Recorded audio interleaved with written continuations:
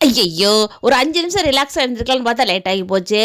எந்திரிக்கும் போதே சமையல் ரெடியான்னு வேற கேட்பாங்களே. நான் என்னத்த செய்ய? இன்னும் ஒரு 1/2 மணி நேரத்துல நான் சமையல முடிக்கலனா, எனக்கு ஒரு சிலைய வச்சு ஜென்ம ஜென்மமா ஜெனரேஷன் தாண்டி நம்மள திட்டுவாங்களே. பீன்ஸையும் கேரட்டையும் போட்டு உதிரி உதிரியா பொரியல் பண்ணலாம்னு நெனச்சா, இப்ப பீன்ஸ் எது கேரட் எதுன்னு தெரியாம புயல் வேகத்துல போயிட்டு இருக்கப்பா சமையலு. போதாததுக்கு இந்த கடவுள் வேற 2 கை 2 அடுப்பு கொடுத்துருக்காரு. நான் என்னத்த செய்ய? ஆத்திர அவசரத்துக்கு ஒரு 10 கையாவது கொடுத்துருக்க வேண்டாமா? அந்த நேரம் பார்த்து பீன்ஸ் வெந்துட்டான்னு பார்த்தா கிணத்துக்குள்ளே தண்ணி கிடக்கிற மாதிரி கிடக்கு. ஐயோ முடுங்க அப்படின்ட்டு முடியாச்சு.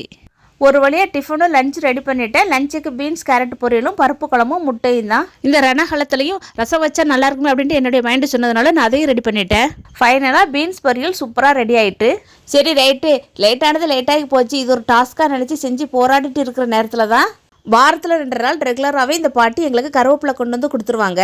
காலையில் பரபரப்பான நேரத்தில் தான் இந்த தயிரும் கொண்டு வந்து ஒரு அக்கா கொடுத்துருவாங்க. இவங்க இன்னும் கொஞ்சம் 10 மினிட்ஸ்க்கு முன்னாடி வந்திருந்தாலே தயிர் சாதத்தோட லஞ்சு முடிச்சிருக்கலாம். இவங்கெல்லாம் வர நேரத்தில் தான் காய்கறியும் கொண்டு வந்து ஒரு அக்கா சேல்ஸ் பண்ண வந்துடுவாங்க. எங்கள் ஸ்ட்ரீட்டுக்கு காலையிலேயே சேல்ஸ் உமன் நிறைய பேர் வருவாங்க. அதனால் எங்களுக்கு கொஞ்சம் வசதியாக இருக்கும். அவ்வளோதான், வேலையும் முடிஞ்சாச்சு. இப்போ பருப்பு குழம்பும் பீன்ஸ் கேரட் பொரியலும் வச்சு நாங்கள் சாப்பிட போகிறோம். சாப்பிட்டு வரேன். அவ்வளோதான் ஃப்ரெண்ட்ஸ், இந்த வீடியோ பிடிச்சிருந்தா லைக் பண்ணுங்கள். அடுத்த வீடியோவில் மீட் பண்ணலாம். Okay bye.